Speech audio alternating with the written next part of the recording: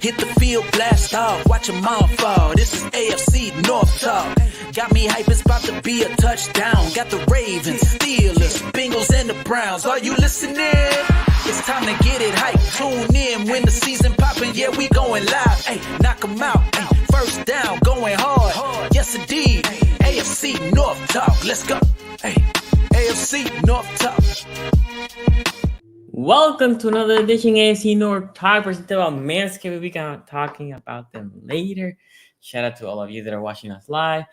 Shout out to the ones who are going to watch the replay. Love to see those comments. By the way, I know you're all saying, like, why are you like, we have fun talking in the backstage. We do have fun talking in the backstage between each other. That's why. And then we get involved. Q thought we were live. Q thought we were live already. He was like, I was like, why people talking about us not being live, dog? Like, we was having a whole conversation about bad draft choices.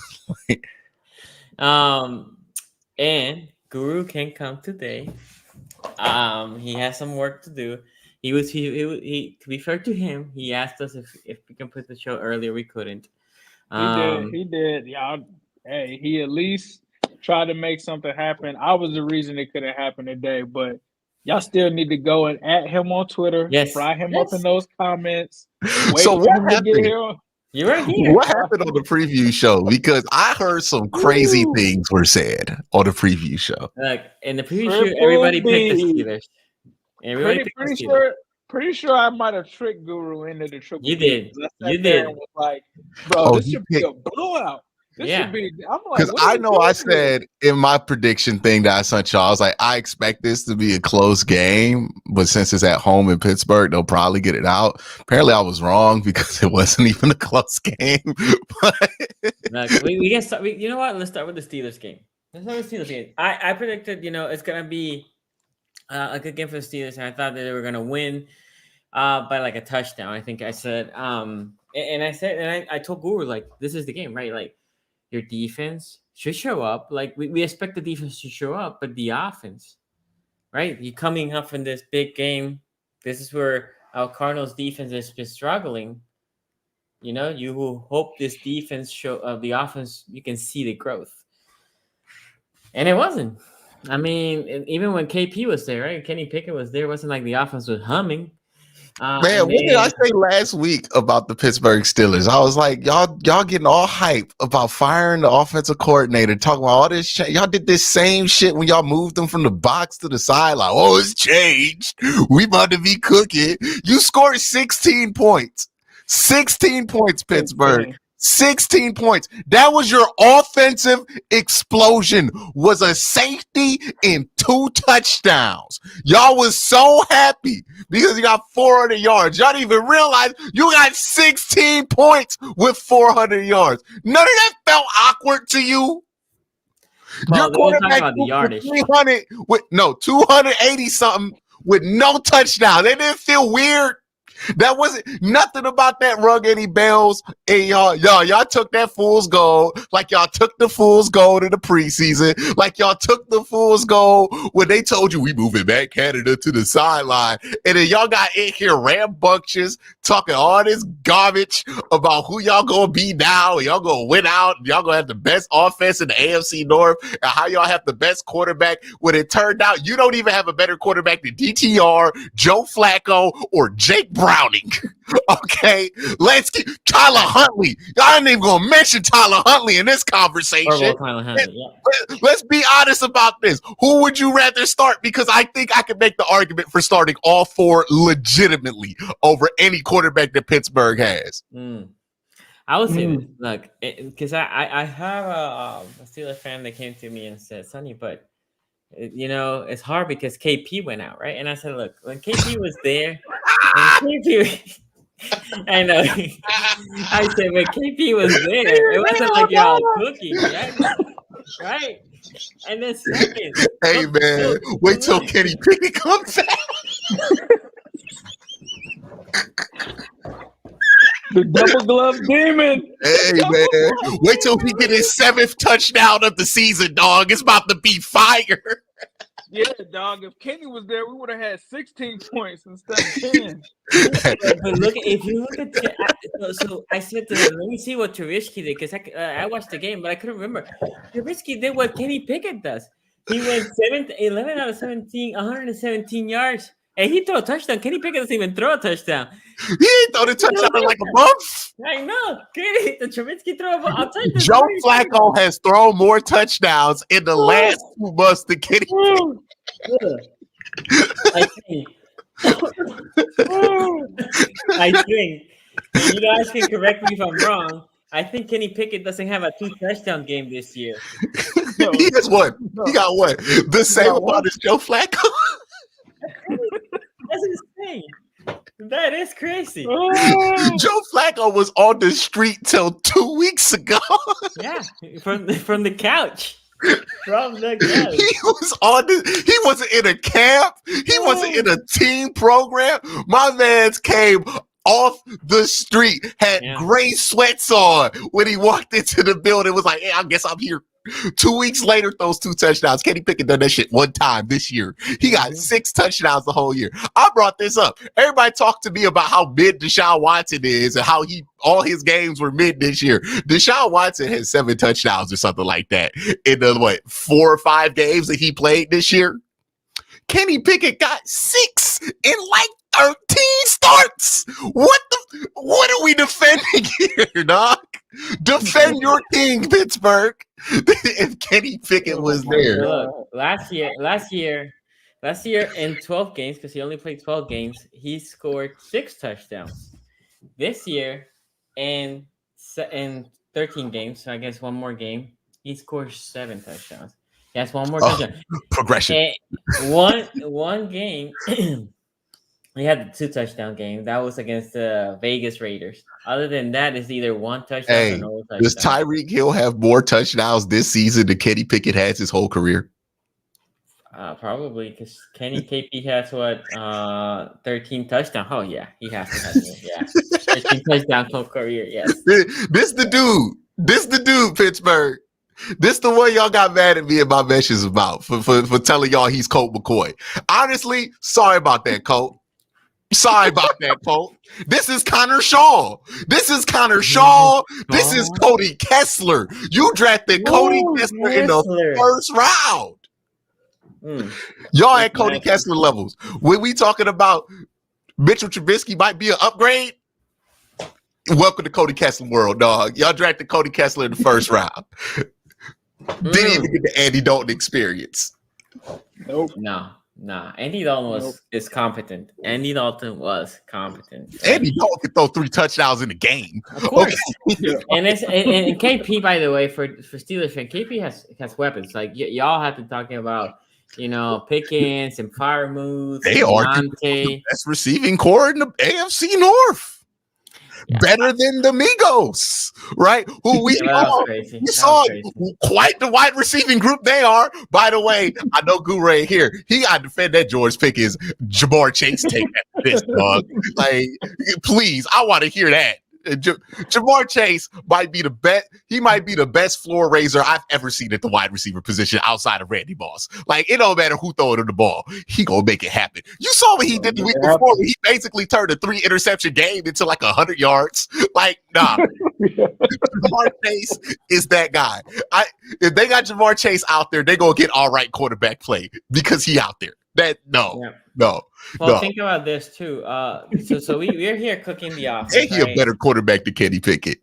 Yeah, that's an understatement. But we're here cooking the offense, but the defense give up. We talk. I said, I know Q, you were in here. I said about the Bengals, like we're gonna see if that defense can hold and be competitive, right? With Brownie. Brownie ended up having a great game. We'll talk about that later, but. I said, but the defense for the Steelers is going to hold up, right? They have been doing it all year. Well, what happened today? Or not today, but what happened on Sunday? Right? That defense, like, James Conner, over 100 yards, 2 tutties? Like, what? Like, I don't remember James Conner at all this year, right? James Conner has been an afterthought. And then he comes in this game against his former team. He cooks a Mike Bright. He's becoming a great tight end. But he also... He also Sonny, had a good game. the argument Steelers fans are going to make is that they caught the Cardinals at the wrong time. Yeah. You We know. caught the Cardinals at the wrong time. Mm-hmm. That's how sorry. That's how sorry it's been, dog. The Cardinals just coming in before that game from being obliterated by the Rams, 37-14. The Stafford threw 5 touchdowns against that defense, right? And then, but you know what happened against the Steelers? I mean, if you're a Steelers fan, what you can do? Like, you're like looking like, damn, I don't even know where are we here in the playoffs? Sonny, don't bury the lead. Where did this game get played? In Pittsburgh. In Out West Coast. West Coast team. Dome West Coast team traveling to a crappy weather Steelers game. With a 5'5" quarterback. Oh, that's right. That only threw for 145 yards. It's not like Kyler Murray just killed them.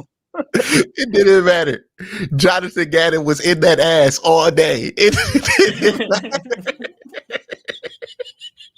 Yo, it was crazy. 24-10 is crazy. Crazy. That's nasty. It was, I mean, look, I wish Guru was here because this is undefensible. Hey, Guru, man, they got 187 passing yards total. That's a team. I need to find because Guru did tweet crazy. something about this. Where is it? Guru said something about Kenny. Basically, he's out on Kenny. Oh, they outgained them, guys. You know, they outgained another team again, guys. In yards? No, a lot of yardage. A lot of yardage. Just not a lot of points. 10 points. 10 points. I'm actually happy that they got the double digits. So Guru, by the way, Guru's in on Mitch. He basically said, "That's right, Mitch," and he also said something about Brownie and oh man, I can't find it. Jake Browning is better than Kenny Pickett. Yep. Yes. Said something like that. Yep. Yeah, I think he said Brownie, even Flacco. I think So he said Browning and Flacco both threw for 300 or something like that. Yeah, KP can't. Look, see, it's a hard life. We talk about this with the Minka, and I'm not saying Minka's a bad player. When the Minka trade came back, right? That you need to prepare for the Big Ben, and I think his preparedness was brought the Mitch. Back, Sonny. The what? Brought it back from all those years ago when we told him, said, you might need a quarterback, dog. You might need a quarterback. Yeah, and they went. We have Mitch, right? That's Mitch is the solution. And Mitch didn't pan out. They drafted KP, and we see what KP does. To be fair, low key, you know what I think the Steelers are gonna do next year? Bringing Cousins. I think that's gonna be their solution. Bringing Kirk. So they go attempt to draft the Andy Dalton experience, and they're going to sign the injured Andy Dalton experience, the post Achilles 35-year-old Andy Dalton experience. But they're not cutting KP. They're gonna say KP similar to what they did with Rodgers over there in the Jets. So they're gonna have a shittier version of what the Jets had this year. They're gonna roll out the great value version of Zach and Aaron Rodgers. Ain't no way, dog. I think so. They might be desperate. Draft somebody else. Just let it go. Look, any quarterback you could take in the first 3 rounds this year is a better prospect than Kenny Pickett. I promise you that. This year's quarterback class is pretty good too. Right, like this would be a good year to probably try to attempt to get a quarterback. Quinn Ewers. Well, no, he's staying in college. Is he? Yeah. He said he's staying in college. Washington. I'm bringing his. Forget his name. The Washington quarterback. Oh, Phoenix. Yeah, Penix. Yeah, the lefty. He might be like mid first. They're not gonna take him.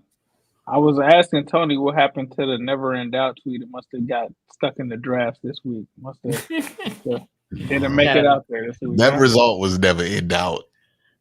Shout out to Tony. Okay, hey man, that man got a Kenny Pickett jersey. He got to do something with. He ended up buying it. No, his wife got it for him, as a gift. Oh my God. Yeah, so you can't just get rid of it, right? Like you kind No. of got to keep it You because it's have more about the sentimental value.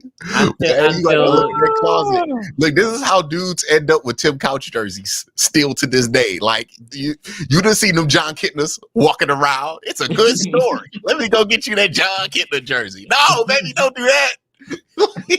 Really, don't do that. Yes. Hey, my bad too to John Kittner. Very disrespectful to compare you to Kenny Pickett. Very disrespectful. Kidna was a baller. Kittner had some games in the NFL. Hey, Colt McCoy had some games in the NFL. Hell, Cody Kessler had moments in the NFL. Who is he? Is he Achilles Smith? No, Achilles Smith was good in college. Who is he? I have no idea, man. I don't know. Man, how I should have been a bowler? Like, Look, did Kyle Bowler have multiple touchdown games though? how they no, maybe a couple of times, but he was not good. He was as Kenny Pickett as you can get. Hey man, that's about their equivalent to draft the Brandon Wheaton. They talk about Ryan Tannehill. He's not even Ryan Tannehill. Ryan Tannehill. Tannehill has He's good not games. even Ryan Tannehill. Ryan Tannehill is a starter. See, look, we got to stop comparing everybody to a starting quarterback. This is what I said with the Kenny Pickett pick. Didn't I say this day one of the Kenny Pickett pick before they even picked him? We got to stop comparing every prospect to a starting quarterback because it is very clear that the math tells us that you're not about to find a starter every year in the draft, especially in the draft as sorry as that draft was. There's just not. Kenny Pickett was never a starter. I just Googled Kenny Pickett, and there's a whole bunch of videos coming up. Kenny Pickett is not good from 2 days ago. Kenny Pickett is not it from a month ago. Kenny Pickett sucks 3 weeks ago. We got every literally time that he's somewhere. Come up, there is a Kenny Pickett sucks video out there. Yeah, he's somewhere between Cody Kessler and Christian Hackenberg. Can you remember Christian Pounder? Christian Hackenberg. Christian Pounder played in the league for a couple of years. He started. He did start. Well, Kenny Like, Pickett was had actually a started. decent starter. Had a positive. He was ultimate, 22 and 15 interceptions or something like that. 22 touchdowns, 15 interceptions. That's kind of what he did in the league. That ain't Kenny. So I know a lot of Steelers. I know a lot of y'all, and you. To be honest, I think you're right. I do like what I seen from Porter Jr. But how many of y'all look back and say how Will Levis is playing with less talent in that offense? How Will Levis might have look in this offense instead of KP? Because I'm just saying, because that would have been a second round pick. It's not even first, right? You had your first. You drafted at that point. You had a second round pick. Sonny, do you think Desmond Ridder would look better? He might. Okay. Let's go with the super chats. Ravens Nation, shout out to perfect bye week. Perfection. It couldn't play better for the Ravens if they did had a really good bye week. Noah Stone here. Shout out to you coming back here. Is Joe Burrow assistant quarterback? Quarterback controversy and Cincy. I will say this, and Ace, I'll let you after this. Joe Burrow legitimately can say what James Harden said, because that's how Mr. Zach Taylor treats Joe Burrow. He is the system. Yeah, I would say if he was a system quarterback, that Steelers game would be completely different, because that was the Joe Burrow game plan. What they did last night was not the Joe Burrow game plan. Nope. Aaron Clay here says, as a Browns By the way, saying Joe Burrow's a system quarterback when we all don't think highly of Zach Taylor is a crazy statement. Like he out here with Kyle Shanahan running the system. Like the Bengals was like that before they got Joe Burrow. Come on, man. Come on.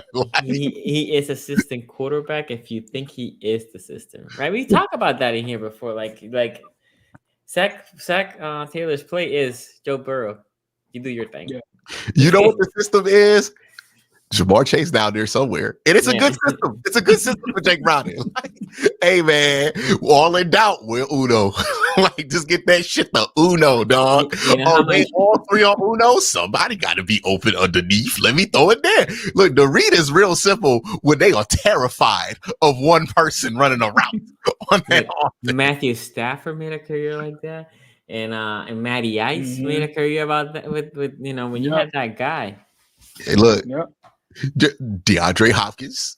You could argue Deshaun Yeah. Watson never had that quite level of success after DeAndre Hopkins was no longer there with them, right? Like, even Andrew Luck, Reggie Wayne. What was it, Reggie Wayne or T.Y. Hilton? They had T.Y. Hilton. T.Y. Yeah. Okay. Hey, we can even say Big Ben and Antonio Brown. No, I'm just playing Pittsburgh. I'm just. I mean, until people forget Antonio Brown. But he was nice. He was nice. Look, he was nicer at his position than Ben was, but Ben was good. Yeah. This as a Browns fan, the last 2 weeks got me without hope, and the way the Bengals look, I'm ready to say they're gonna finish second and Browns fourth. I wish I'm wrong. Cute. Hey, Aaron, stand up straight. It's been 2 weeks, dog. Stand up. Put some bass in your voice. Stand up straight. Come on now. Come on. I hate when we do this after like reacting to like a couple of games. We're like, oh, it's over. It's the NFL. You can win next week and shit. The Bengals were literally doing this 2 weeks ago. They lost 2 games in a row. Oh, it's over. We're dead. We about to get dog walked against the Jags. They beat the Jags, and now you talking about them being in second place. Stand up straight, sir. Dude, your week schedule, league, bro. The schedule's not even that bad right now. Stand up straight. Get some Aaron, your schedule, like you get the Jaguars probably without Lawrence. You get the Bears at home both, and then Texans, that's a hard game. And then the Jets. Come on. And then Bengals, that's a game. But the Bengals game might be harder if Joe Burrow's not there. Ooh. Okay. Might be on the zone.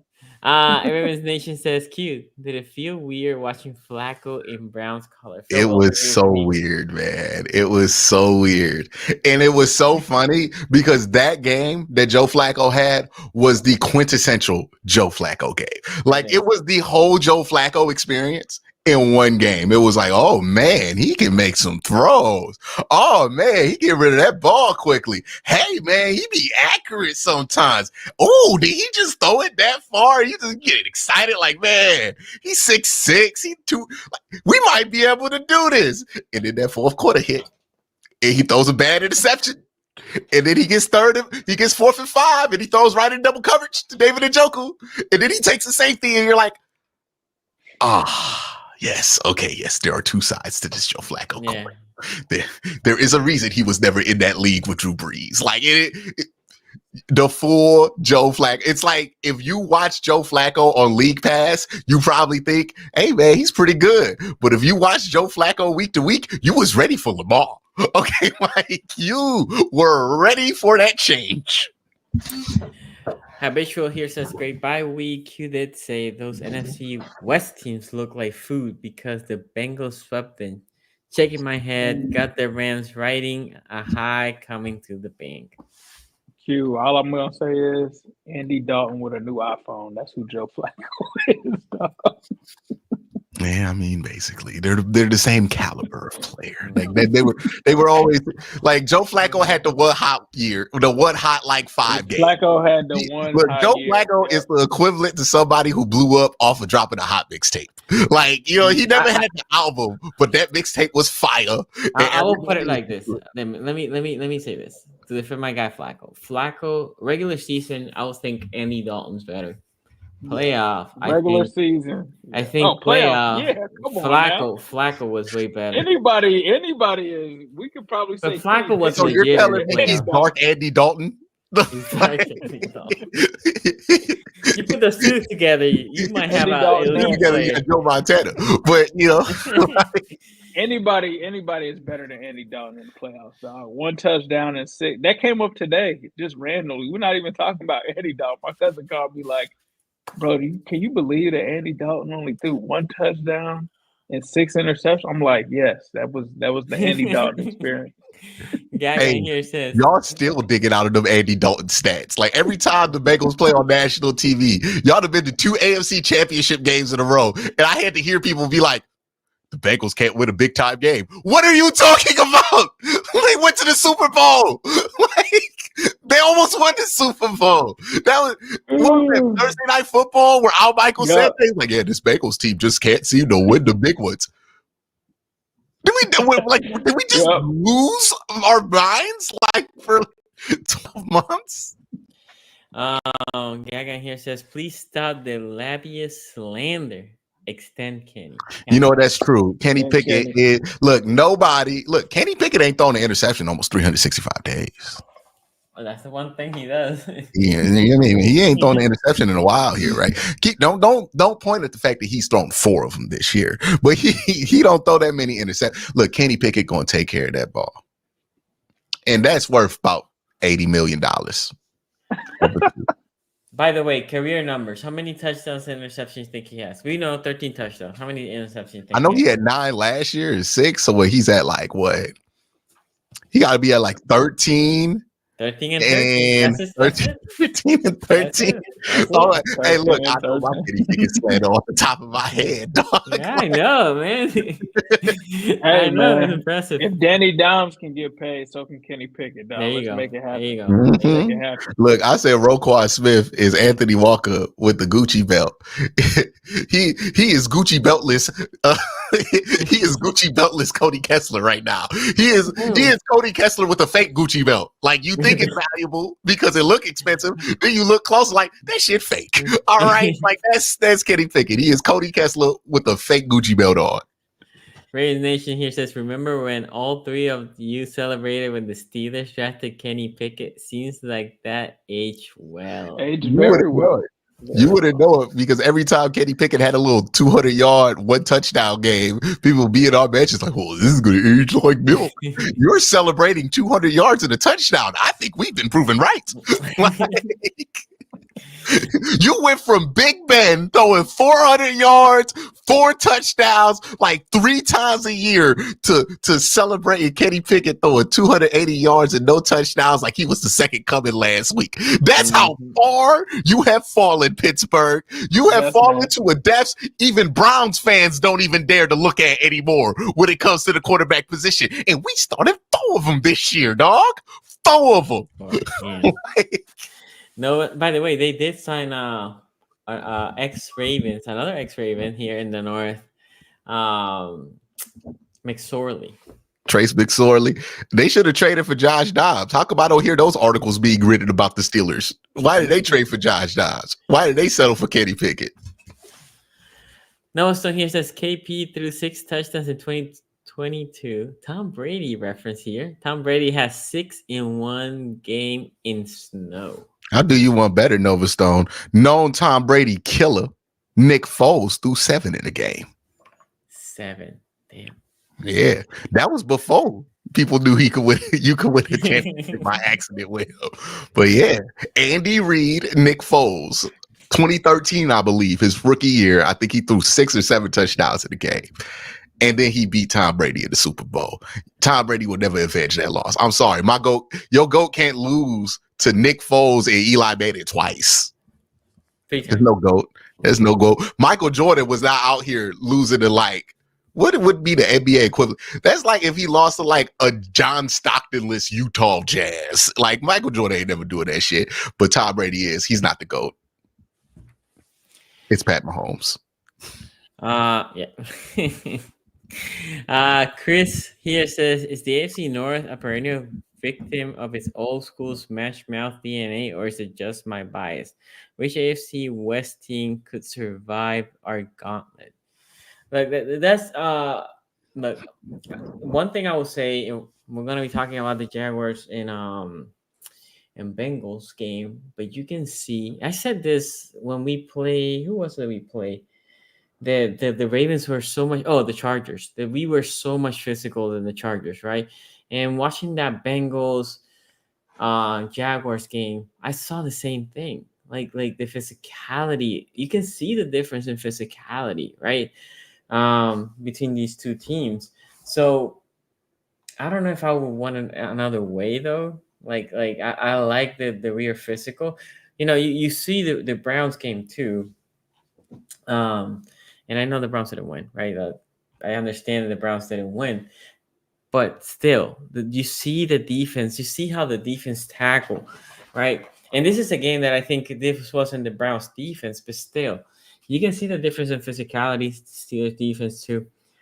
I don't know. I think it's just different here in the North. I think it's just different. What do you guys think? Yeah, the brand of football is completely different. AFC West team, the only one that stands a chance is Kansas City. I think all the other ones would possibly get the doors blown off of them in this division, bro. Because you have to play these teams, and then there's some weeks where, in a span of 4 weeks, you might have to play 2 of them. Those games are going to be physical. Yeah, I don't see an AFC West team other than the Chiefs making it out here. Yeah, I was thinking about the Jaguars, right? Because the Jaguars just play y'all, and then I said, "Wait, we They played said them AFC soon." West or they said AFC South? Hold on. Because I thought he said AFC West. Yeah, AFC West. AFC West.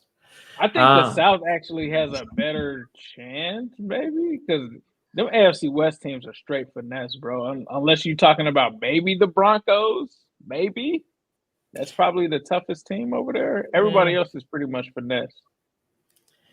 I was looking here at the Jaguars. The Jaguars got the Bengals, Browns, and Ravens all back to back to back. They're gonna be bruised up. Yeah, and you don't have Trevor Lawrence either. And don't they get the Ravens after y'all? Yeah, they get the Ravens and the Browns both on the road, right? Because I know they're coming here. No, we go there. That's better though for you, Sonny. You seen their home record? Yeah, they're undefeated on the road. They have won 3 games at home this season. Yeah, I saw that. But I mean, no Trevor Lawrence. We'll see when he can come back. But still, what they say, a high ankle sprain? High ankle. That's a week or two at least.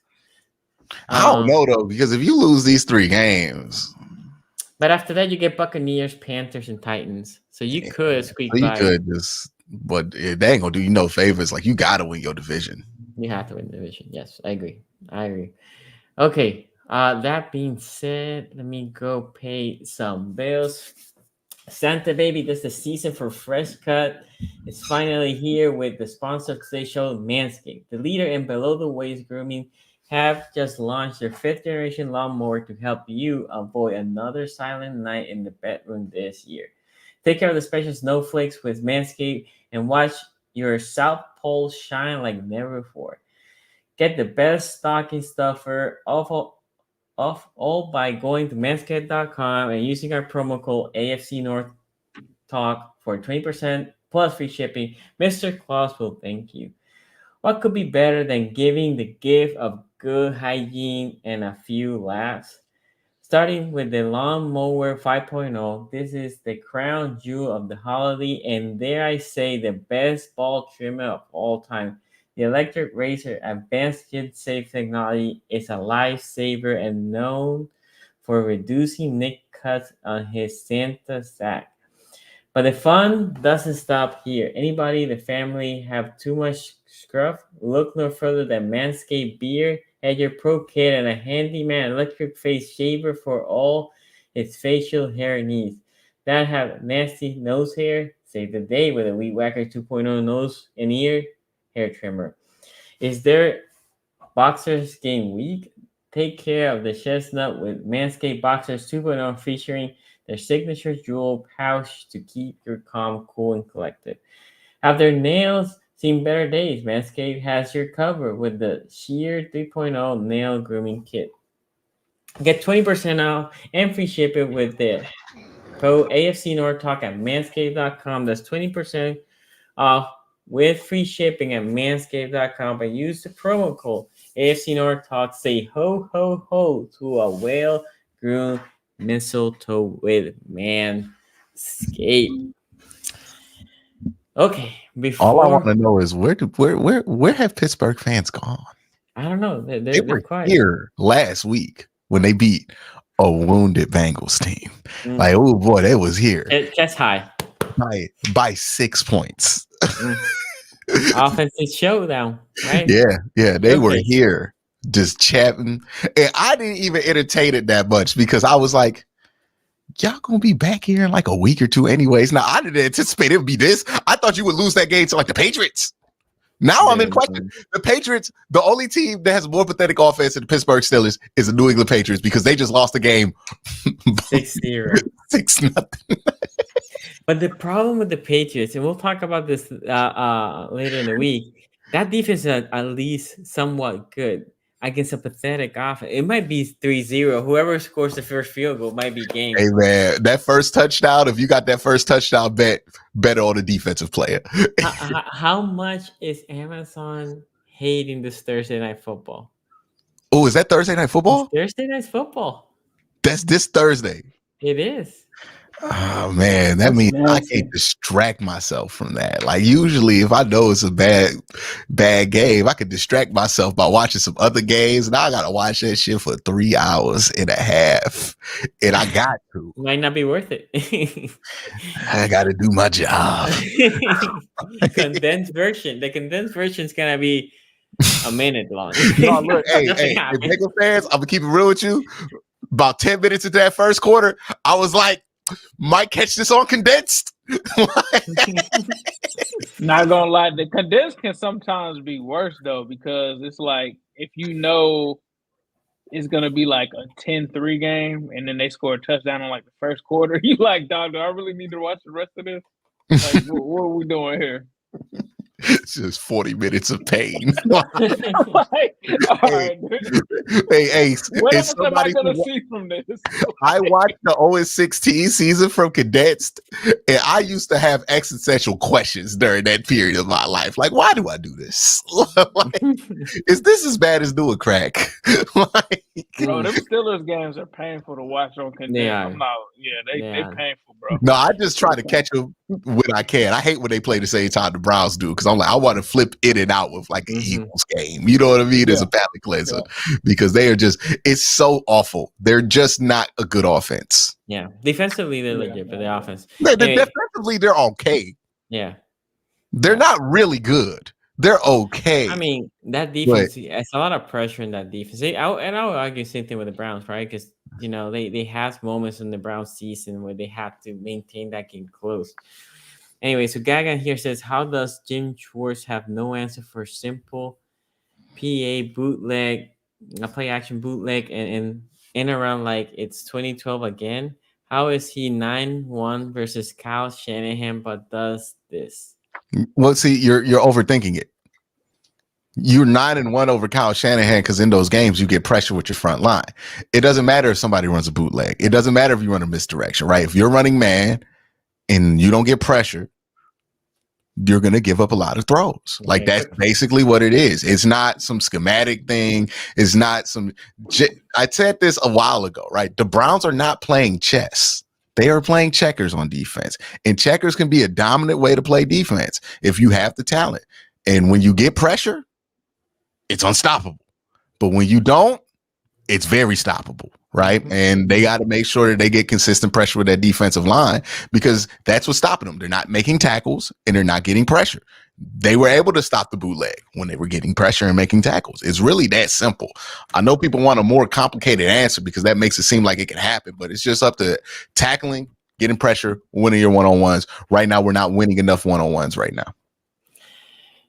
Ray right here says, do you guys know Dalton and Cousins are 24 and 25th all-time passing yards? Pickett wishes he was on Dalton's level. That's nasty. This is why I say we underestimate a quarterback's ability. There was somebody that called Andy Dalton a Hall of Famer. It was like a young guy that was on his team, and he was like, "Yeah, man, he's look at the numbers. Look at the." I was like, "What?" Nah, bro. I swear to God, it was somebody on. I think his new team. He's on the Panthers now. I think it was a kid on the Panthers. They called him a Hall of Famer. Well, Ace, if I had to watch Bryce Young every day at practice, I would call Andy Dalton a Hall of Famer too. Bryce Young is not great either. Yeah, Bryce Young looked real. Miles Sanders calls Andy Dalton a future Hall of Famer. I couldn't believe it when I heard that. Oh wait, because Andy Dalton was there, right? Yes. Oh, by the way, Andy Dalton played one game for the Panthers. You know how much he threw for? 346. Bryce Young ain't even cracked 200 Hall yet. of Famer, dog. Nah, hey, Bryce. Josh Rosen 2.0 is throwing in the ball right now. Like Andy Dalton must look like a god at practice comparatively. Way back here says, Oh, Ace, you need to apologize to Andy Dalton comparing Pickett to him. I was talking about playoff Andy Dalton, dog. Playoff Andy Dalton. So the distinction. Okay, let's talk about the Browns game. Look, do we have to? We have to. But look, I have more fun talking about how Kenny Pickett's the next Peter Man. That was we didn't get to talk about Kenny like we didn't get to talk about the Steelers like that. We didn't give our takes on the Steelers. Sonny did. That's right. That's right. Go ahead. We've been making these damn jokes. We were just dunking on them. Matt Canada. Matt Canada's the issue. This and that. Kenny went crazy last week, 400 yards. And that's true. Like, you guys did your thing last week. But one thing, if anybody knows anything about the Bengals defense, they're going to give up them yards. They're going to give you them yards all day. But what they're not going to do is give you those points. This offense is what it is, bro. Like, when you look at what the Steelers have there, the offense cannot score points. They struggle. They struggle when Kenny Pickett was in the game. They just don't have it on offense. The defense was definitely a letdown in this game. You would think with Minkah Fitzpatrick back in this game, he would be a force in this game and they would cause some kind of turnovers.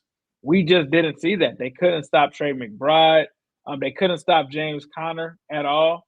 That was clearly a revenge game for him.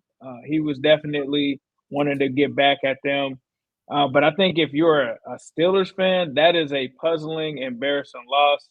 I don't know where you go from there with that. I know I saw a lot of some anti-Tomlin stuff over the weekend. But yeah, it needs to be anti-Kenny stuff because that quarterback situation is nasty. It's not getting better with Mr. Trubisky. You just signed Trace McSorley. It's going to be a little nasty for you. That's all I'm going to say. I wish Guru was here because I would love to hear about Kenny Pickett. I would love to hear about George Pickens. I would love to hear about all of them. But yeah, the Steelers right now, kind of in a situation that where the Bengals were at a couple of weeks ago, except you don't have Joe Burrow. You never had Joe Burrow. And now you're gonna have to limp through this season without Kenny. And I mean, basically you got Kenny Light and Mr. Trubisky. So Q, what are your thoughts from what you saw with the Steelers this past weekend, bro? They're the same team we've seen all year. Yep. It's the same team we've seen all year. The reason the needle wasn't moved last week is the reason the needle ain't moved this week. This is who they are. They are an up and down defensive team that can be inconsistent at times, but tends to beat up on bad opponents. But if you get to them and you score on them early, then you can beat the Pittsburgh Steelers. It's not that crazy to beat them. It's about who's going to be the more competent team. And in this game, Pittsburgh was less competent than the 2-10 Cardinals. Like legitimately less competent. Turned the ball over. Had all kinds of stupid penalties in that game. Just was the less competent football team in that game. And they have some trouble ahead of them. Like, I didn't think that they were going to beat the Bengals in that first game. I don't think that they're going to sweep the Bengals at all. And look, I know people are going to go, the Bengals just won that game Monday night. People are going to be over the moon and like start predicting crazy shit about the Bengals. I'll get to that when we get to that. But Pittsburgh, it is what it is, right? We got all hyped up over 1 week, and this is why you can't get too high. You can't get too low, right? Your problems exist for a reason in football. They don't go away because somebody got fired. Hey, remember the Raiders fired the coach? Mm-hmm. Everybody said, they fixed them. When was the last time you heard about the Raiders? Same problems. Yeah. Same problems. It's the same team, right? Problems still exist underneath the surface. The offense is not good because one, the quarterback play isn't good, and two, your receivers are overrated, right? Like they are overrated. I've never seen a group of receivers be hyped up more and underperform as a unit more than Pittsburgh Steelers wide receivers this year. Well, not this year. It's been like this. How long have we talked about Deontay Johnson? He's the next AB. Deontay Johnson. He's this, he's that. Deontay Johnson, this and that. Oh, they just paired up with George Pickens, and he's the next Jamar Chase. Let me tell you one thing, Jamar Chase, or T. Higgins is not going to be a part of. The most pathetic passing offense in the NFL. So these wide receivers are so good. Why is it that the Bengals wide receivers can uplift Jake Browder to a 350-yard game? And look, I'm not asking y'all to uplift Kenny Pickett or Mitchell Trubisky to a 350-yard game, but y'all can't even uplift Mitchell Trubisky or Kenny Pickett to 10 touchdowns? We can't uplift that? Pat Firemouth? All this hype I hear about this receiving core, the Pittsburgh Steelers, and how good it is, but yet they continue to be so pathetic through there. It ain't just the quarterback. Maybe you've overrated some of these pieces. Maybe they're not the most consistent players. Maybe that offense outside the run game, which is pretty solid, kind of just stinks. And you're not going to just plug a new offensive coordinator in there and things are going to get fixed. Or you're not going to just plug a new quarterback in there and things are going to get fixed because your offense stinks. Stop trying to blame one person. The whole thing, the whole passing offense, it stinks. It ain't Matt Canada. It ain't just Kenny Pickett. It's the whole thing. It stinks. And these wide receivers who've been able to skate by on this have skated by all of the negativity of being a part of some of the worst passing offense you see. All them jokes about the Ravens, they get open. Like Tyler Huntley be in there, they be making plays for Tyler Huntley enough to get him to the Pro Bowl. I ain't never seen no shit. Well, I don't see that consistently enough from this so-called great wide receiving core and great receiving core that they have around Kenny Pickett. Like, where is it at? What is the potential being wasted? Because maybe we're just overrating the potential because we're just seeing shining lights in dark places. And so you saying it's a bunch of Allen Robinsons, dog? Is that what you're saying? Look, any light look like a star if it's dark enough. Right? A headlight look like a star if it's dark enough. That don't mean it's a star. Like, that's what I'm saying, is that you might have some of that going on. The other thing we talk about the Steelers early in the year is what's going to happen on those games that the turnovers doesn't come, right? Like early in the year, they were provoking a lot of turnovers. They were feeding off turnovers, not necessarily scoring touchdowns, but scoring a lot of field goals. And, that basically have them winning games, scoring touchdowns defensively too. But what was going to happen when you got clean games, a team that not had any turnovers? There's examples now, right? No turnovers usually are leading for them to lose the game. Okay, so before we go to the Browns, a couple more super chats. Watch Bailey Zappi beat the Steelers next. That's nasty. That's nasty. And wasn't he in the same draft class as Kenny Pickett? I think so. A fourth round. I think a fourth or fifth. Tyron here says, I got Steelers for the Patriots ending in you know what? That would be hilarious. 0-0 tie. Very fitting too. Who's better, Kenny or Mac Jones? You know what? Mac Jones had some time. Like a decent year before, though. Yeah, I was gonna say that. He has. Yeah. I'm pretty sure he got more touchdowns this year than Kenny, like ever. Maybe that offense is bad right now. Pickett was almost benched before they fired Canada. If their D doesn't get turnovers, they can't do very much at all. Yep. Okay, so talking about the Brownies, segueing to the Brownies. Look, Flacco did his thing, meaning for my guy that just came from the couch and started basically a week and a half in the facility, he didn't look bad. Yeah, he didn't look bad. Key, I know you weren't here. I think I know Guru picked the Rams. I can't remember what you picked, Ace, but you picked the Rams. I said basically if Myles Garrett shows up, the Browns wins, and that's what disappointed me, right? Because that D-line had, like, where was the D-line? Not only Myles Garrett, is it Darius and company, right? Like, where's this D-line? And I think Flacco did enough to win, right? To 3 quarters. I know the 4th quarter was bad, but at the 4th quarter, at that point, once the Browns got down, I think by 7, I think panic start settling in Flacco's, and then he started to force and do stupid things. But the defense, like, this defense didn't play like the defense that earlier in the year. The people were saying, Are they the 2000 Ravens? Look at the pace that they're in, right? And I know the Rams offensively are good. They're not a screw up team, but if your defense is like that, right? And the defense should have come here thinking like we need to step up because we have our fourth quarterback.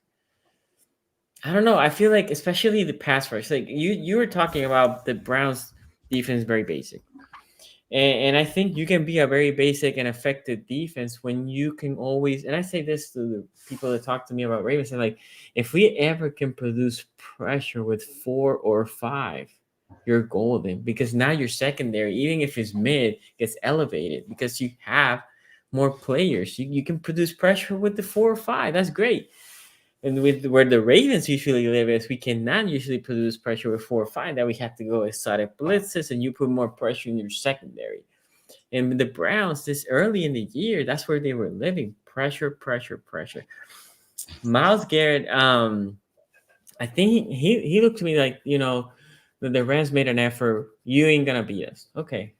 That's fine. But we talk about early in the year also like, oh, this is the first year that maybe he has an actual Robin. Mm-hmm. Right, like a good complementary D line with Tomlinson and company, right, and an interior D lineman with Darius and company and double O. But those were like they're missing an act. They remind me right now of Odafe. In the past 2 weeks, they're in the milk carton. I don't know, Q. I know you probably have rants too about this game, but I think that for me was the game, the trenches. I know I get labeled as the trenches guy, whatever. But that for me was like it, right? Because I think Flacco did good enough. I don't know, Q. What do you think? I had no doubt that Sonny was going to nail it right on the head with what was the issue with this game. When everybody else sees opportunities to jump at quarterback agenda, Sonny keeps it just in the trenches, right? Because that's where this game was won and lost. It was in the trenches. You have an opportunity here where they're doing everything they can to stop Myles Garrett, right? They run the chips, both sides on him. Like Myles Garrett is getting like it's like watching a basketball player consistently get like picked. Like it's just they're doing everything they can to screen him off of one-on-ones. Okay, well that means you're going to get one-on-ones on the backside of these rushes. We're not winning them. We're just not winning them. We're not winning them with anybody. Za'Darius isn't winning them. When he does, he misses tackles. And this is the thing that's frustrating with Za'Darius. It'd be one thing if he wasn't getting pressures. It's another thing when you are getting pressures, but your missed tackle rate's at 30%. So you're just missing all your tackles. Because now you're just blowing your lane and guys can just run right over there and find an easy receiver. Time to throw, far too much time to throw the last 2 weeks. And let's just knock the elephant in the room. This Browns defense seems to be a completely different unit on the road than they are at home for whatever reason.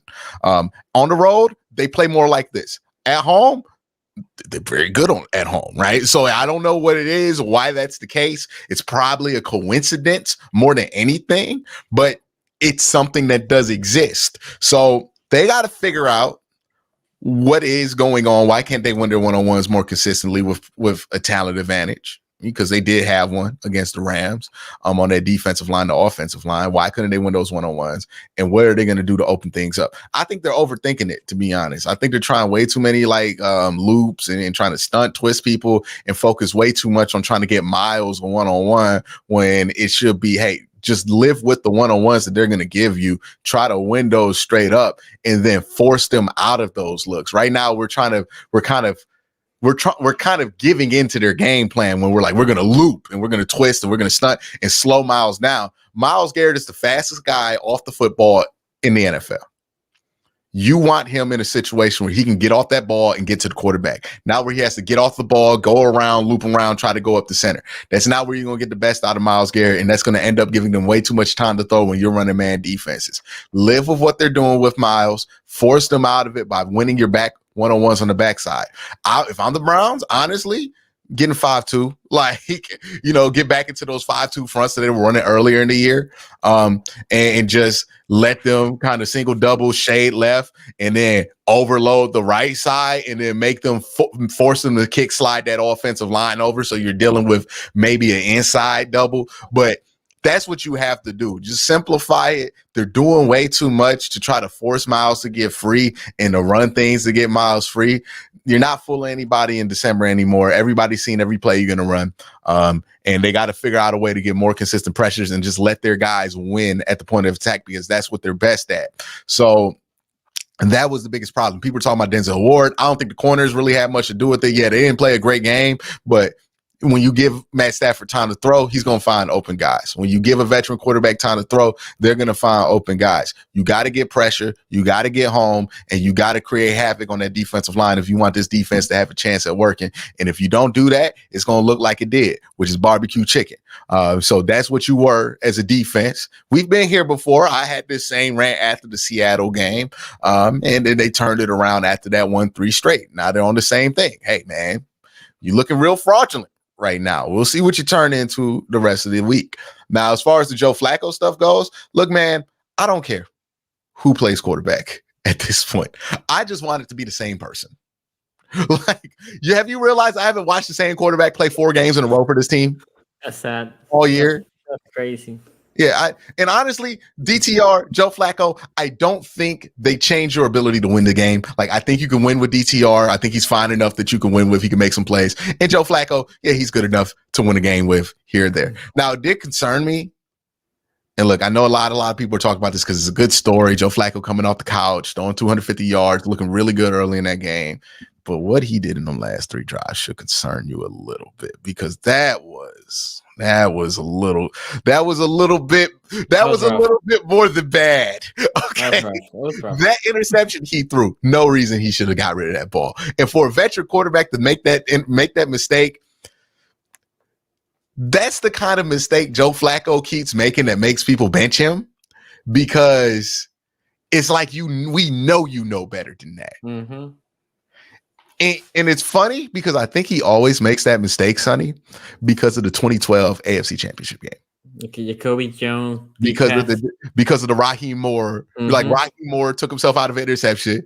It should have been intercepted, but Raheem Moore played it weird. And his whole life, after that, he's been like, you know what? It might be there if I need it, right? Like that was the clutchest play he ever made in his life. And whenever he has to go back into that bag, he's like, man, I got Jacoby Jones like this and went to the Super Bowl. It had the best run of my life. And I think that's why, like, it's funny to me that he keeps making that mistake. Well, he made that mistake and then you've seen him make that mistake in other stops too after Baltimore. So we'll see. Look, my stance on Joe Flacco is I think he'll be fine for the first 80 snaps. He's old though. Like after you get past 2 games with the old player, you got to ask yourself, how long can they be out there full time, right? I don't know if he can be the full-time starter, and that's why I would be hesitant to put him back out there, even though I think he can play well. You're basically asking him to be Jacoby Brissett. And if you keep Joe Flacco clean and he doesn't have to deal with injuries week to week, he can be Jacoby Brissett. Like Joe Flacco was always at least Jacoby Brissett, if not much better, right? His whole career. But the thing is he's 38. His body can only take so much, and that's not even counting the hits, right? Like just throwing the football 40 times. It takes a toll on your body in the NFL, let alone taking hits, and he took a ton of hits in this game. So how long can his body hold up at 38 and recover and do the week-to-week grind in the NFL? I don't know about that. The history is not good about that, right?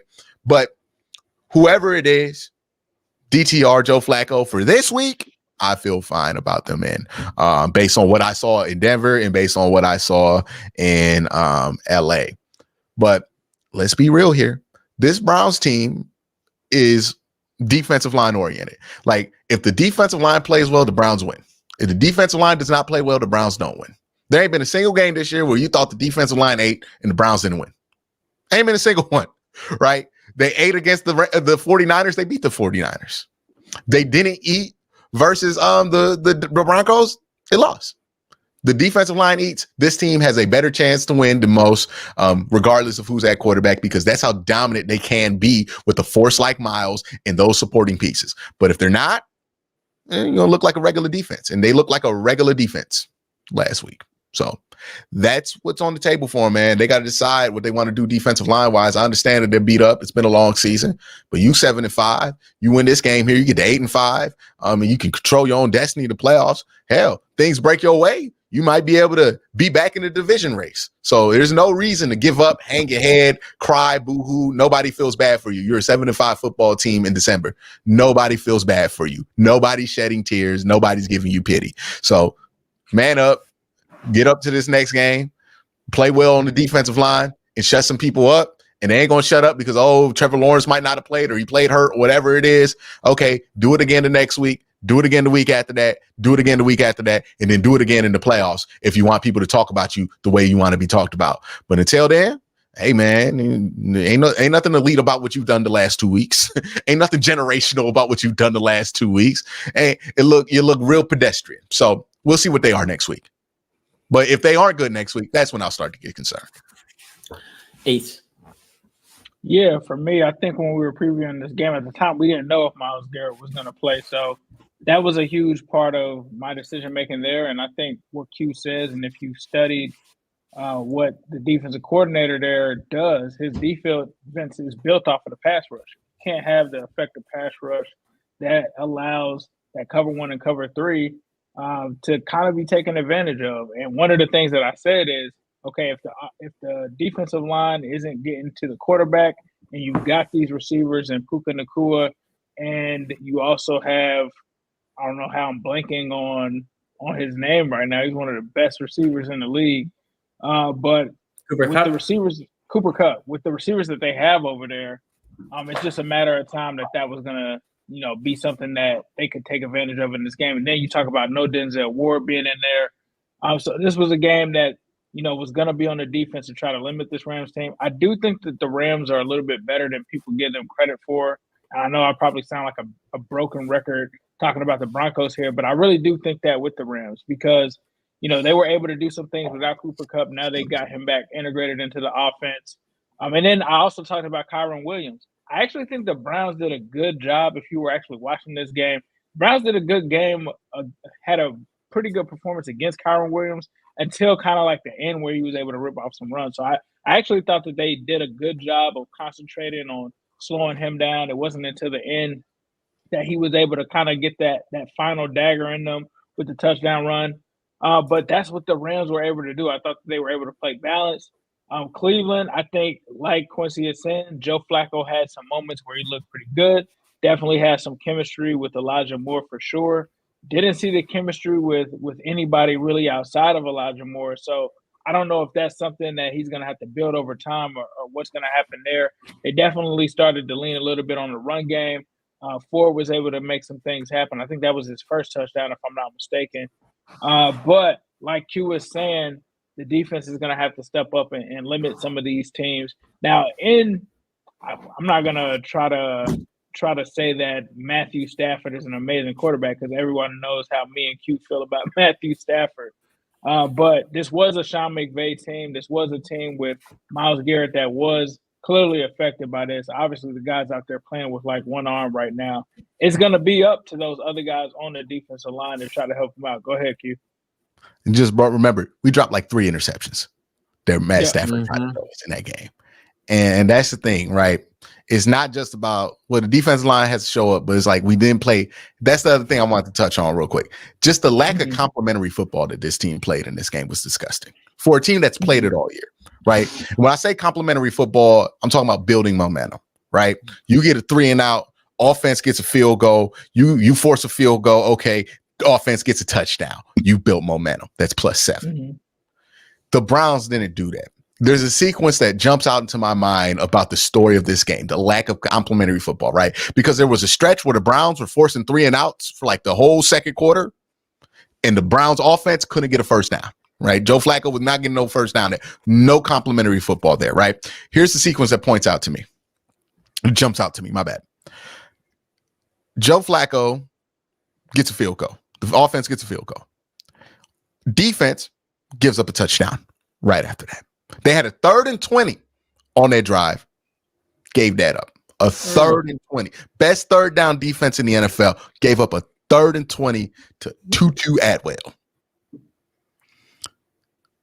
Ended up giving up a touchdown on that drive. Offense comes back, scores a touchdown. Defense gets a 3 and out. Okay, we might The fourth quarter started. I'll get excited. We build that momentum. You know what happens? Joe Flacco throws an interception. Then the defense gives up more points. Then Joe Flacco goes 3 and out or 4 and out on the next possession. Then you give up more points, and then Joe Flacco gets a safety. That's not winning football. You have to be able to stack on top of each other. If you see the defense is having success, it is so important to capitalize on that with points by the offense. And that is something that this Browns team was able to do all year. For whatever reason this week, they did not do it. The sense of urgency didn't feel there. There was one point where they had like a 4th and 1 after the defense got off on a 3 and out, and they didn't go for it. Why aren't you trying to capitalize on that momentum? Because that's going to breed more energy.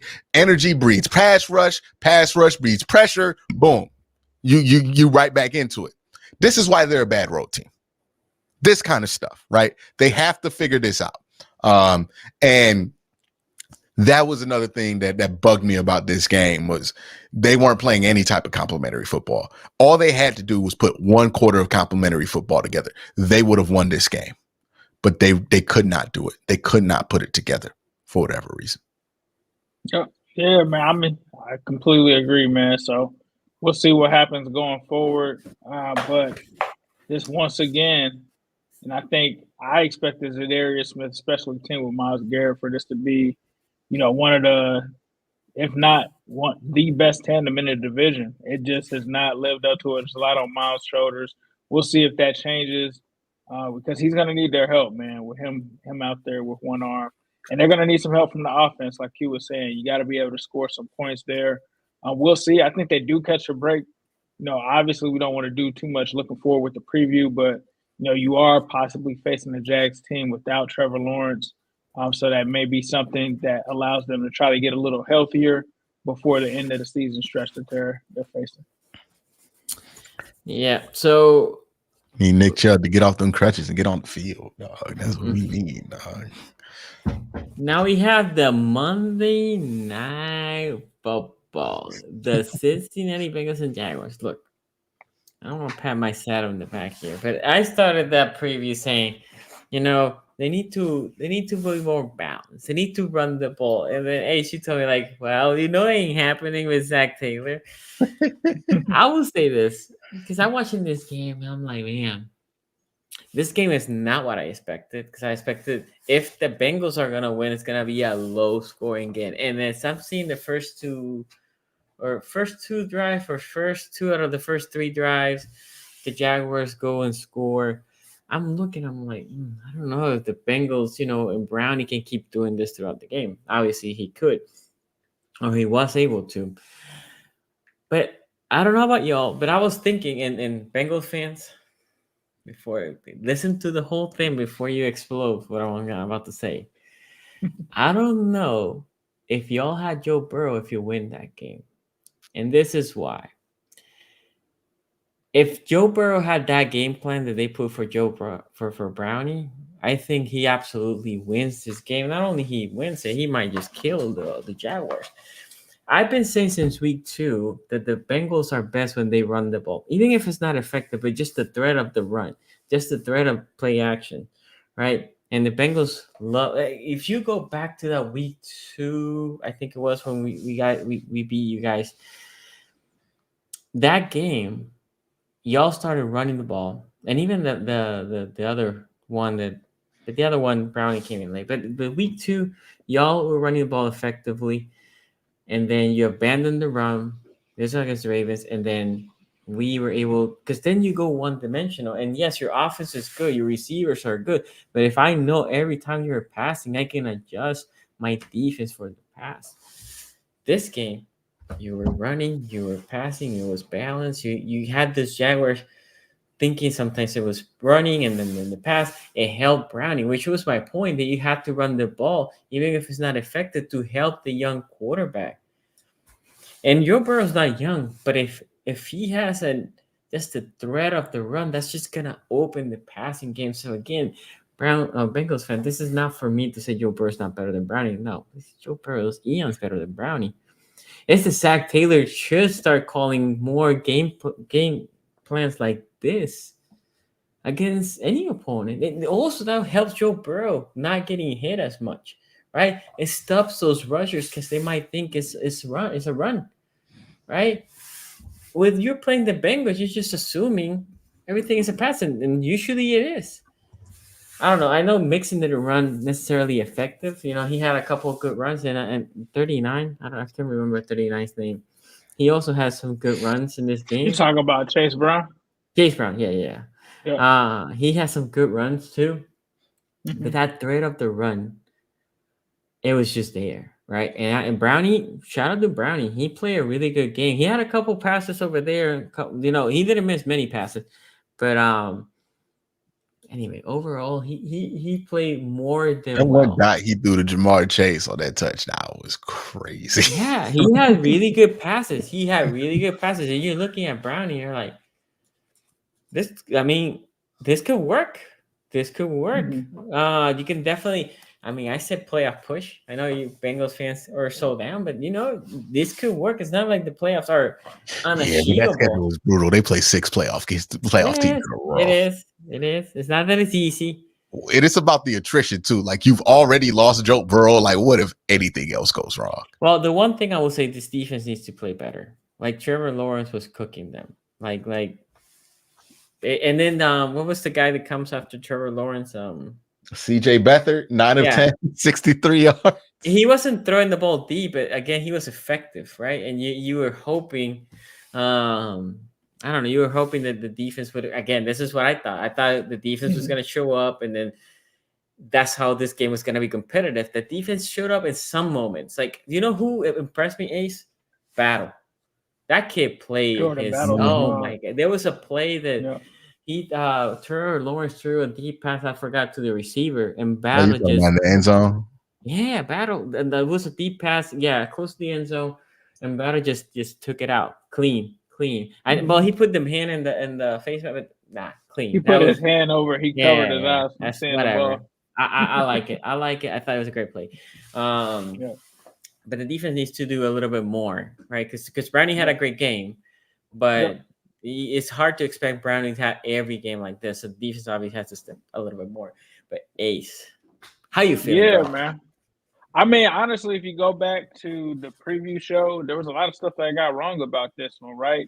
Like Sonny, I said that I did pick the Bengals to lose, but I said if there was a path to victory, that it would be through the defense, forcing Trevor Lawrence to have turnovers, them running the ball with Mixon, but still trying to make something happen with the receivers, which part of that is true, but I really thought it would be Trevor Lawrence handing them a bunch of interceptions. That is not what happened. I also talked about how a lot of people looked at the film, and I should have looked at the film myself, but I took their word, which I normally don't, and they said that Jake Browning looked awful last week, right? The one thing that I will say, though, is that the game plan, and everybody in Cincinnati knew the game plan had to change. Giving him the Joe Burrow game plan last week was the wrong idea, not running the ball at all. Only giving the ball to Joe Mixon 8 times was not enough. I get that there are going to be instances where the run isn't effective, but you have to do it for the game plan. And I felt like in this situation, and where Joe Mixon is at in his career right now, is he's more of you kind of got to go by his total yards, because he's not only a running back, but he's also a receiver. So the thing that I like that they did in this game is, even though Joe wasn't getting it going on the ground, they mixed Chase Brown in there in between, and you got some more explosive runs from Chase Brown. Like you get the 31-yarder, which has really been your longest run of the year, came within Chase Brown's first couple of touches. The thing that I did like, though, is that they were able to spread the ball out. So they threw screens to Mixon. They threw checkdowns to Mixon, checkdowns to Chase Brown. They were able to spread the ball, because it seems like obviously Jamar Chase had a big game, right?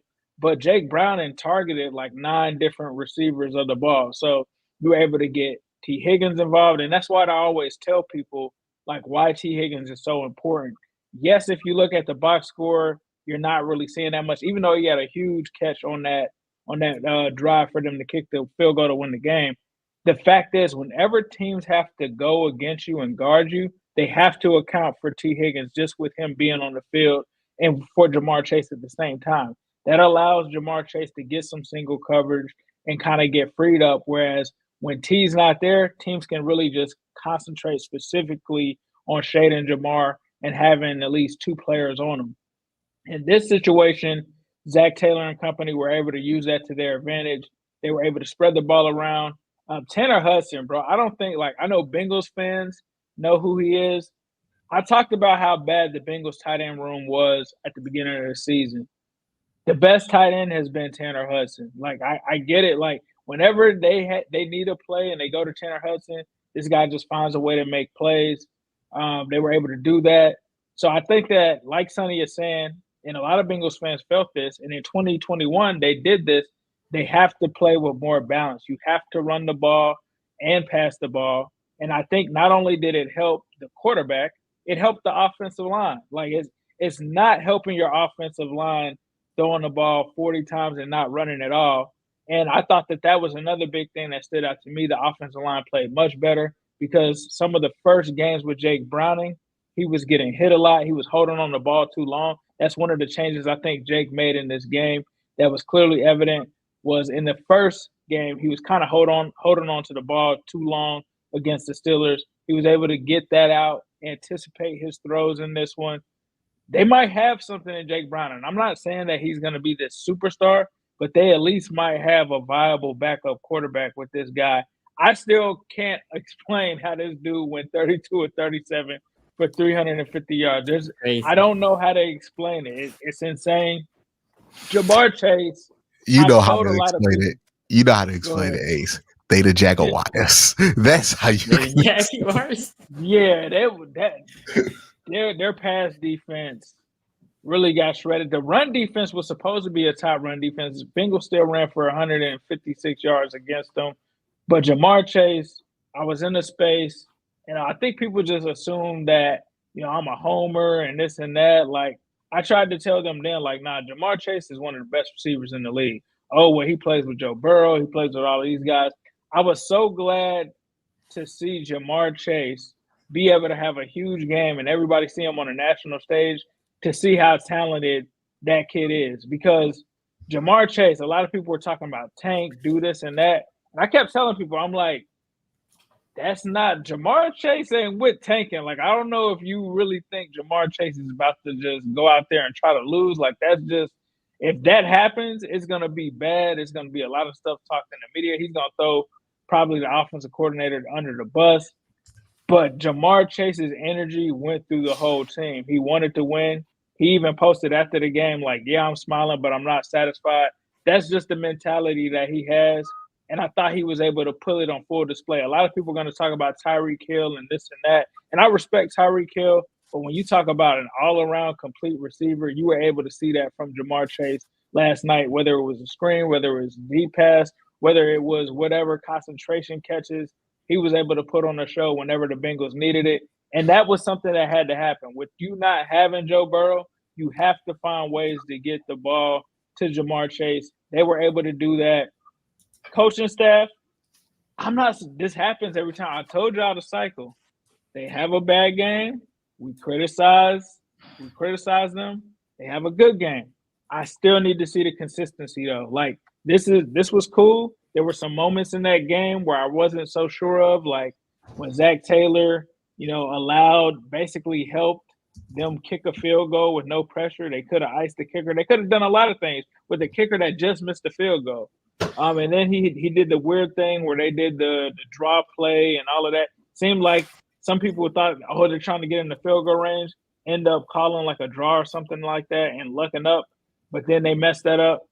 They've got to get better and more consistent at doing that as a coaching unit moving forward. And if they can do that, they're fine. The one thing I did see, though, this team does look like it can compete until week 18. If you were asked me the same thing last week, I would have told you, nah, there's no way. Based off of what we saw from the coaching staff, Jake Browning and everything, the defense, I didn't know if I could see that. I can see that now. But one thing that I will say is the negative from this game, the defense, bro. They were giving up any and everything left and right.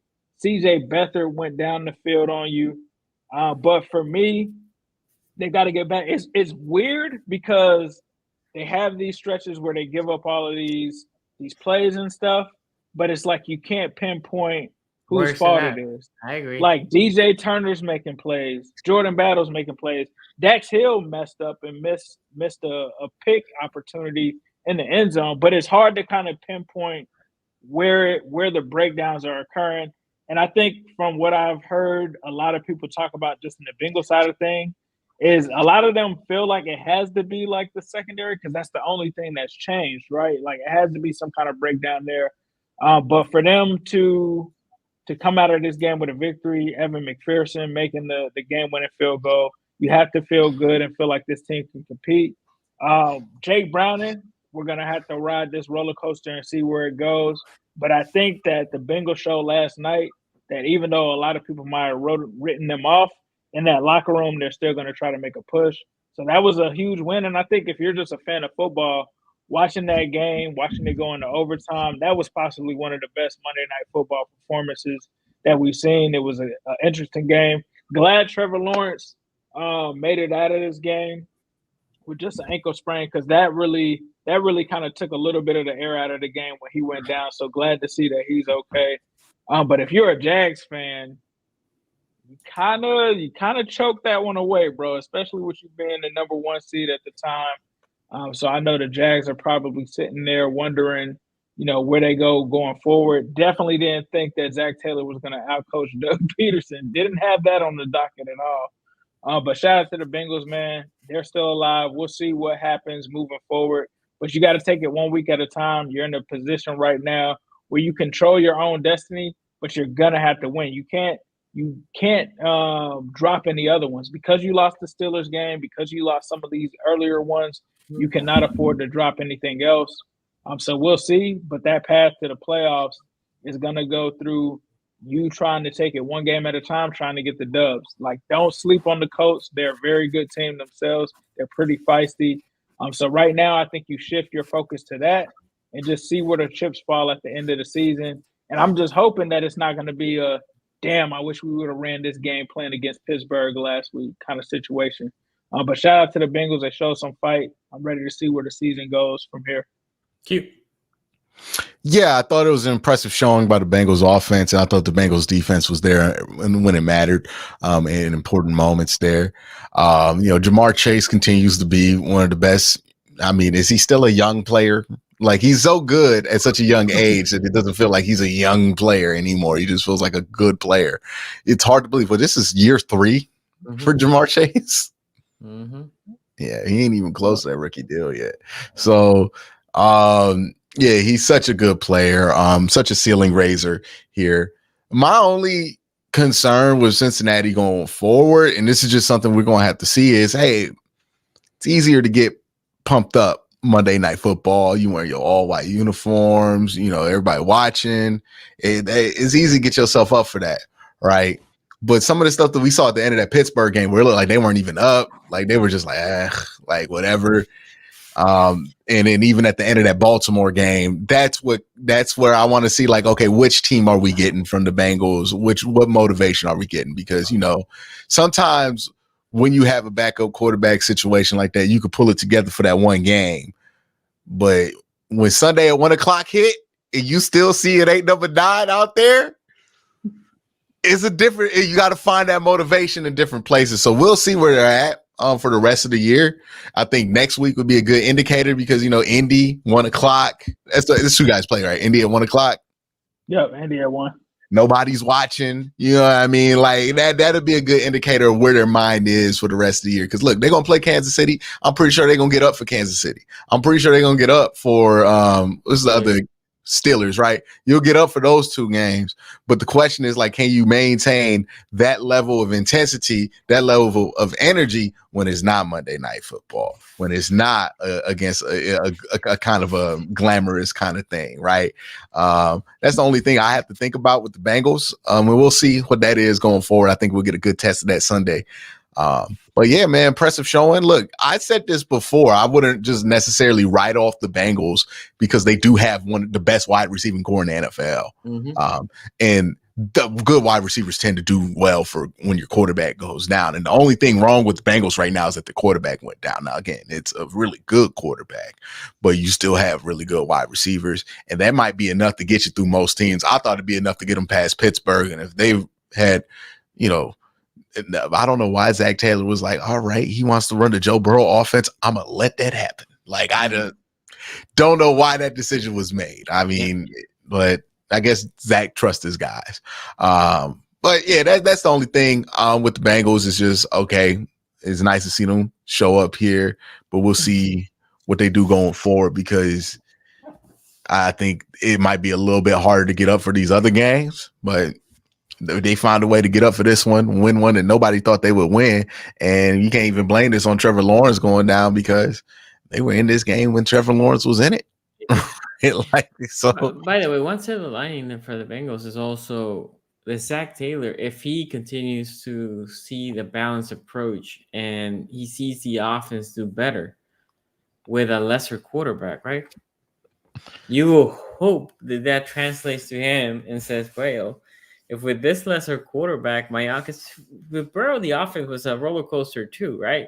It wasn't like this offense has been humming all year. So if he can see that, hey, this is new game plan, I'm lifting Brownie. What can I do with Burrow in this game plan, right? That could be a silver lining also for the Bengals. You don't think he will learn? Remember we did this with Big Ben? Remember we had these arguments with Tony where Tony was like, hey, man, they're going to see that they should run the ball more and all this. And they drafted a running back and they're going to commit to running the ball more. I said, hey, man, as long as Big Ben in there, they're going to run. They're going to throw that ball about 45 times. Do you think Zach Taylor is what it is? I think Zach Taylor, look, he's going to do what he got to do with Jake Browning. But he's not looking at this like this got anything to do with what he about to do with Joe Burrow. Remember, he went to the Super Bowl with Joe Burrow, right? Mm-hmm. In his mind, that plan, that worked. That was the balance year, though. What went wrong in that Super Bowl? Ran the ball with Samaje Perine. Maybe he learned the wrong lesson from that moment, right? He's like, never again. Never again. Will I trust my running back, right? And maybe it might be a thing with Joe Mixon. Like, I wonder, like, if Joe Mixon's not on the team next year, like, does this change? Because, like, is this like a he don't trust Joe Mixon thing? It seems like there's no reason for that to be. But even in this game, they got the run game started with Chase Brown. Mm-hmm. So it's like, does he not like? Do you get any vibe like that, Ace, that he just don't trust Joe Mixon at that same way? No, because his first year, I think Mixon actually was hurt for the whole season, and he still wasn't running the ball. He just doesn't like running the ball. The Mixon thing was weird when he gave it to Perine instead. They tried to say it was a hold. They were trying to show love to Perine for the work that he put in. But yeah, I don't know what it is. Super Bowl? That's not something you do at the Super Bowl. Yeah, I don't know. That's something you do on senior night. I don't know. I honestly think that he just doesn't like running the ball. It took for us to tell them to put Chase Brown in for them to actually give Chase Brown reps and stuff like that, because they had the weirdest quote after last week, like, yeah, we wanted to see him too. We just didn't get to his plays. Like they're not in charge? Right? Like you're not in charge of putting Chase Brown in. So, nah, but I think at this point in Mixon's career, I would just say, like, and you know, he's 7 years in, he's just not going to have the same breakaway speed as a kid fresh out of college. So, you know, I think they're finding that balance between those two. And we'll see where it goes. But the only thing that I'm worried about is Chase Brown did have a little bit of a fumbling issue in college. So I'm just cautiously optimistic about that. Like, okay, let's just hope he doesn't do any cough ups or anything like that. Okay, so Ray Rack here says, until they show up on the road, I will not call this as the Browns elite again. They don't deserve it right now. When you're out multiple cornerbacks, D-lines need to step up, and they let the team down the last 2 weeks. I would say, like, let's not forget that they did show up on the road versus Baltimore a couple weeks ago. Like, we can forget about that one. Yeah, we don't need to put it all on these last 2 weeks. It has not been great, but there is a whole season to look at. They put together some good defense against Pittsburgh on the road. They put together some good defense against Baltimore on the road. I think it's a little harsh to act like that didn't happen because the plays that they made on defense were huge in that game versus Baltimore. Well, one thing I always mention this: going West Coast is not easy.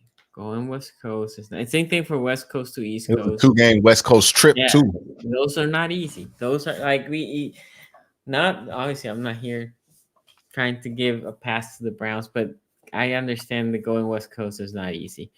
Ray Rack here says Newsome and Emerson played really well against Kupp and Nakua. Combined 3 catches, 22 yards. Javan just look advantageous of everyone else. Advantage everywhere else. Yeah, we got Mike Ford out there covering people.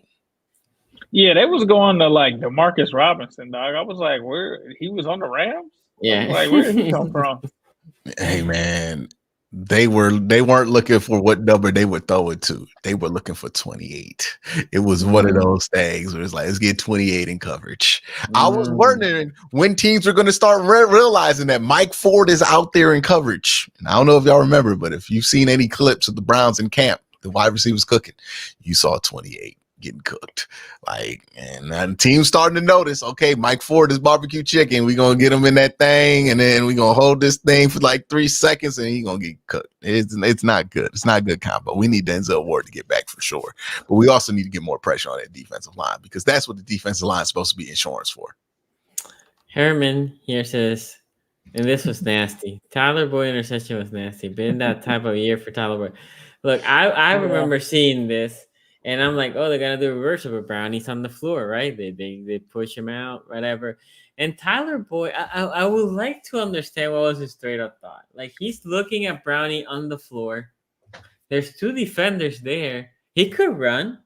Actually, he can throw it away. He can completely just throw it away because he's like next to the what do you call that? The line of scrimmage. So he can just chuck it down, out, whatever. Or run. Or just take this out, whatever. No, he sees 2 Jaguars because I'm watching, right? Like, he's like on the lower side of the TV. So you can see what he's seeing. 2 Jaguars, Brownie on the floor. And he says, you know what? I'm just going to throw it out for no reason. Just throw it there. Easy interception. I like in Brownie or it came. It was nasty. They don't practice that play for him to throw it out of bounds, though. Like, right? Like, that's the thing. When you give the ball to a non-quarterback, we out here expecting that they're going to take advantage of the full range of possibilities like a quarterback would. Oh, I could get my eyes downfield. I could scramble. I could throw this thing out of balls. Tyler Boyd don't be thinking about none of that. He thinking they finally giving me this ball to throw. I'm about to throw this shit. I don't care what I see. I'm throwing this. This is why was throwing it back to the quarterback, right? Huh? So the plan was, or at least what it looked like, he threw it to him. He was going to throw it back to the quarterback, right? And they were going to get a screen on the other side. But see, that's not how Tyler Boyd sees that play. Tyler Boyd sees that play as, I'm going to get to throw this.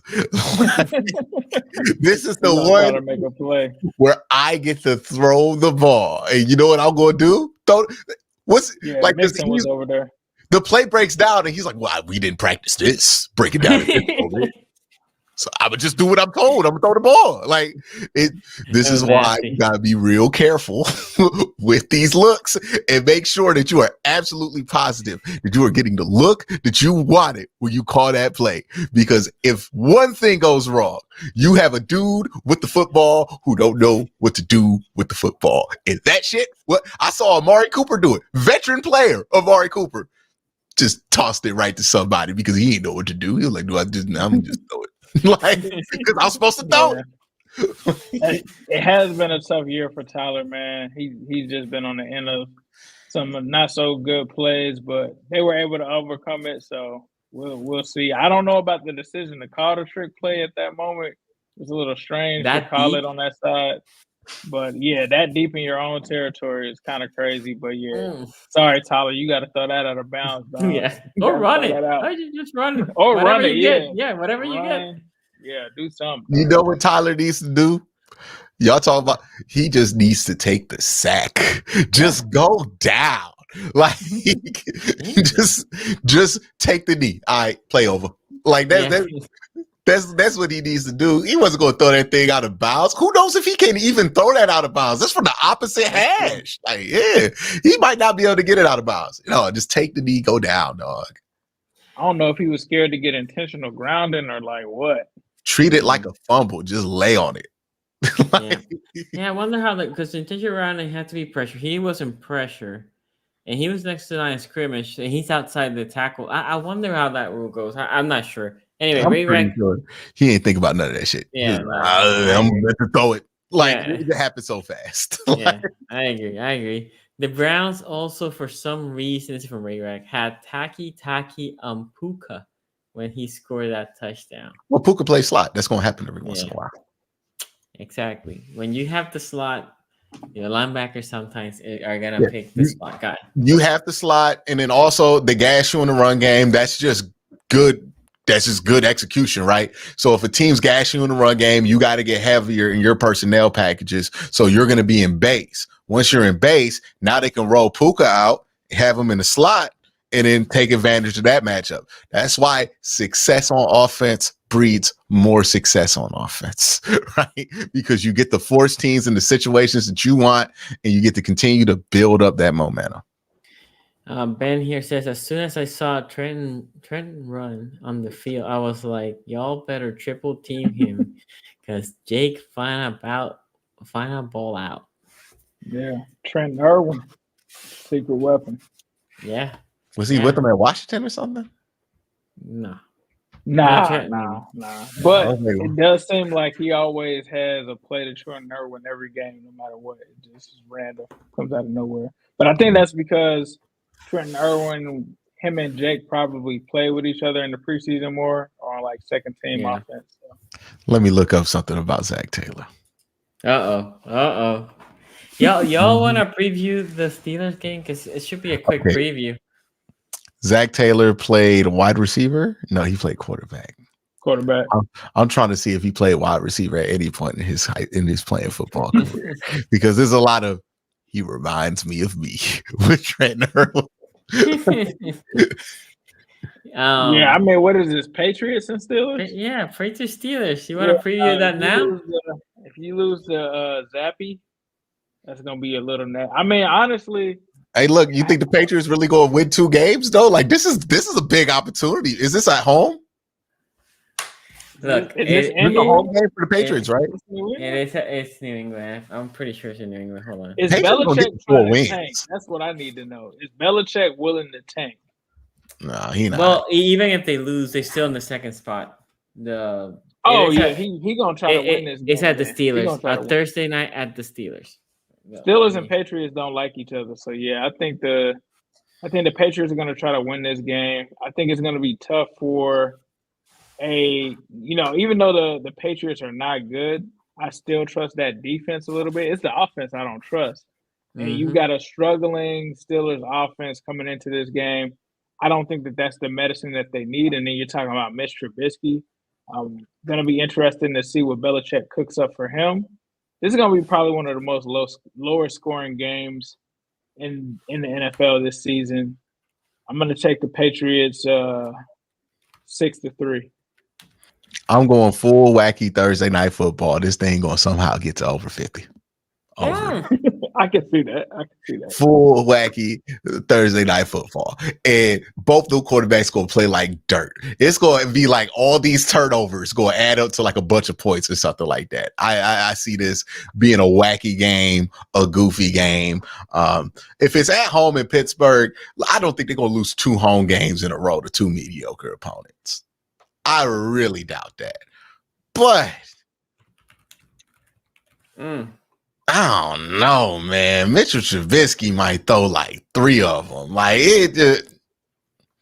I don't know.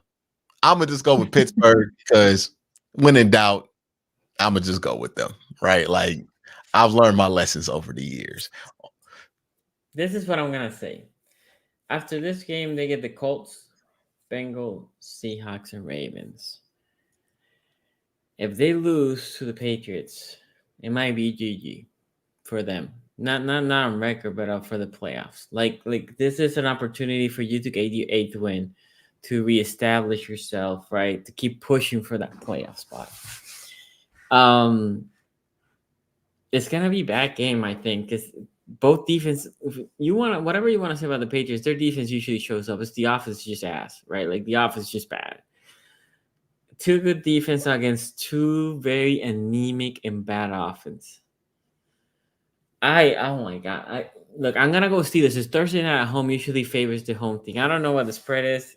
You should not bet this game. If you bet this game, you have a problem.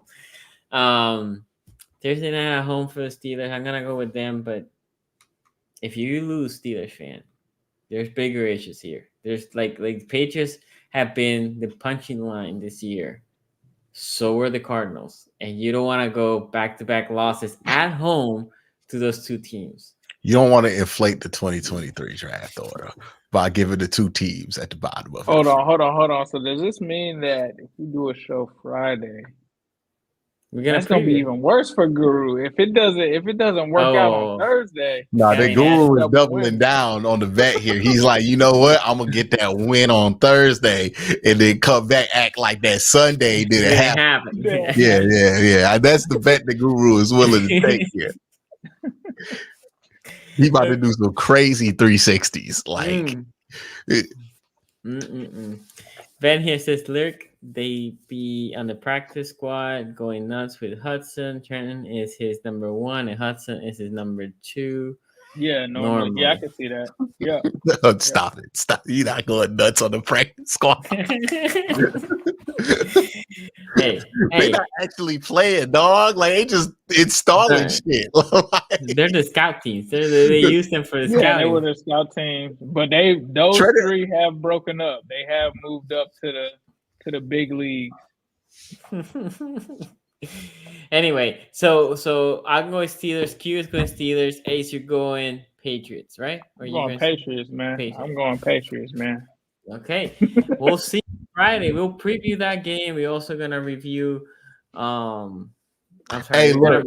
And preview the other one. Steelers fans lucked out because Guru is not here to be goaded into a prediction of predictions, as we call it. This is Ace's fault. Ace bit him. Ace here, right? Ace was like, because he fully learned the lesson.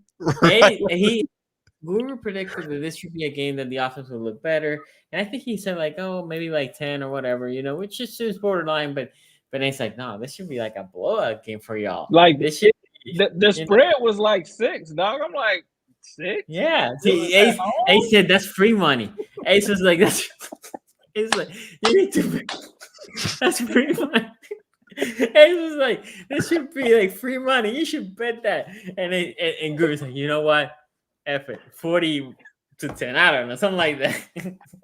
This is like a vet full of the rookie into a holding call. Like, he's just like, yeah, I got you. It's Ace. You're wrong for that, man. You're wrong. No. Had to get him. I forget. I didn't even try to bait him the first time he did it. Where he just like came out of nowhere and said, you know what? It was because we all went against the Steelers, and he was like, you know what? And then they ended up losing? Yeah. Like to deep in yard? Yeah. Yeah. Ooh, y'all just nasty work. It was nasty. But you know what? Guru will have his revenge this week. And he you know what? And shout out to Guru, because you know what? I'm going to predict what he's going to do. They're going to win that game Thursday, and you know what? He's going to be in full deflection mode. He's going to be in full deflection mode. He about to deflect. What about what you did? And then, you know where he about to go? He about to get it back in blood on the predictions. See, he about to predict something crazy for the Bengals this week. He going to predict something crazy for the Browns this week. And he's going to predict something outward insane for the Baltimore Ravens. And he going to deflect and defer. I know it. He going to do it like one of the best in the league. Sean Rook, how you do it? He's already all in the Mitch bandwagon. Anyway, that's why y'all have to be here Friday. Make sure you subscribe, hit the bell so you know where we come live. Thank you for being here. We'll make sure you put the comments and like that. I always enjoy next morning reading those comments. We appreciate y'all. Take it easy, guys. We'll see you next time. Peace out. Dude, that was a fun one. I haven't laughed that much in a minute.